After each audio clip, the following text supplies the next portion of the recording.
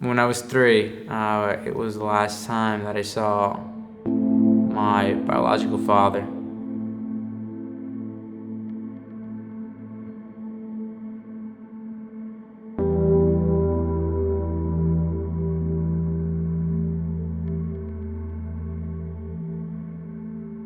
My dad left because he couldn't own up to the responsibility of having a child. In his eyes, I was just a mistake. A couple years later, my mom met my stepdad, and they had my younger brother.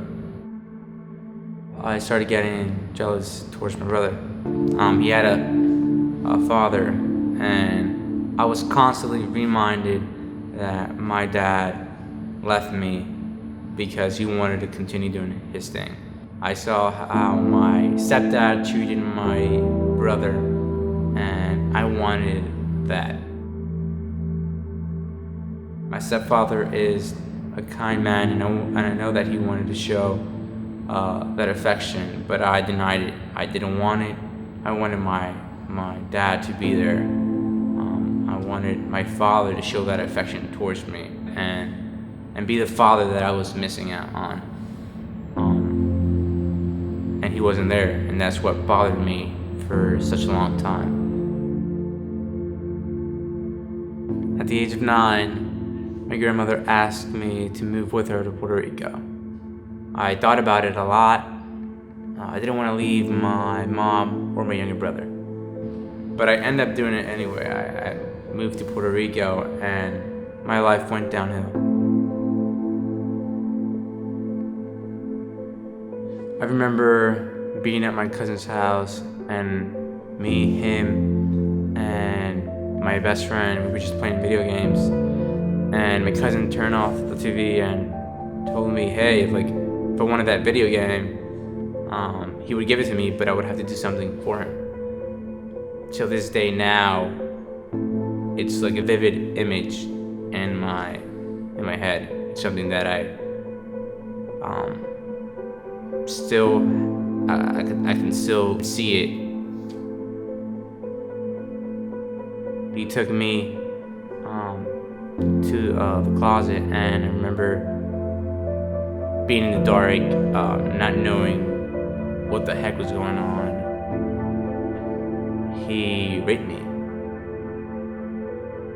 He did it another 3 times. And my best friend also did it another 2 times. It was a constant abuse, verbally and sexually, that was going on throughout those months. I remember my best friend taking me to a room that was isolated, and him covering my mouth and saying, like, if I scream or say anything, he'll make up lies and make me look like the one that wanted what he was doing to me. I was scared. I was frightened. My innocence, it was ripped away. After being raped 6 times, I was introduced to pornography by my cousin.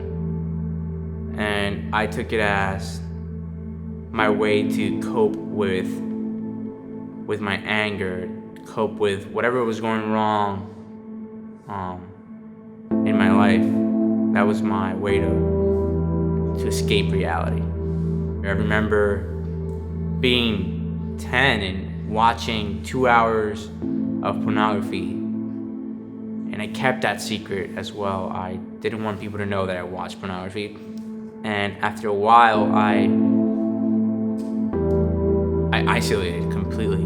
I didn't want to talk to no one. My idol was pornography.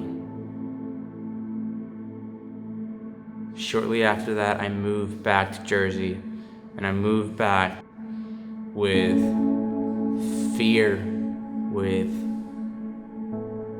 depression, with being a child and not knowing where to go, how to talk about what just happened to me. It was a struggle. I didn't speak about this event until I was 16. I hated everyone. Like, I really hated everyone. I despised seeing myself. I despised looking in the mirror. I actually lived a period of like probably 2 or 3 years that I didn't want to see or stare at myself. When I was 14, I was so mad at the world, mad at people, that I decided to join a gang. Like, if I saw that you had control, I wanted to take it. That was my motto. If you have control, I want it. I lived by intimidating people. I remember my friend introducing me to alcohol and also introducing me to weed. And I just did it just to feel good. I did it to not feel left out. But also, it was a way to take my mind out of my problems and out of whatever was going on in my life. I was in the gang about a year, and then on that summer, my grandmother forced me to go to church.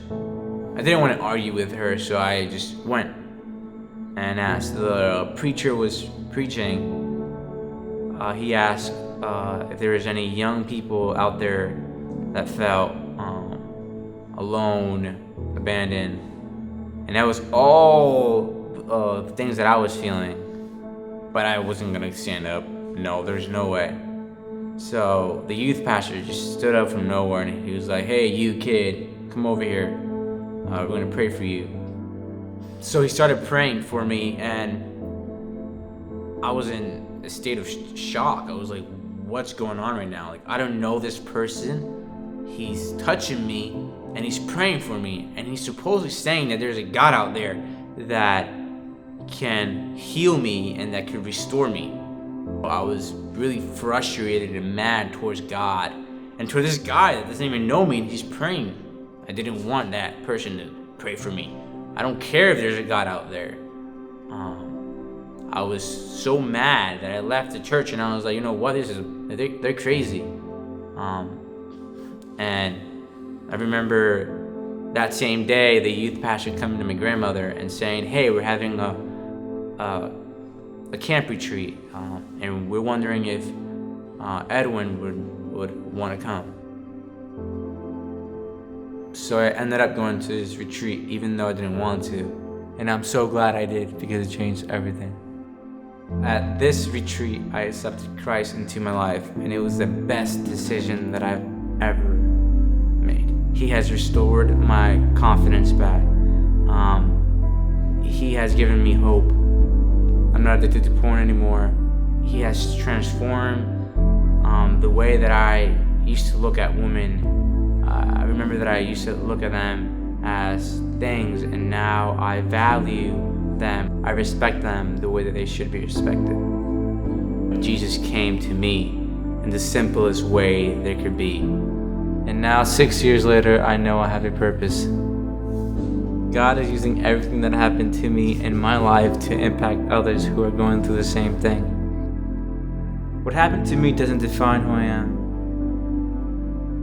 God does.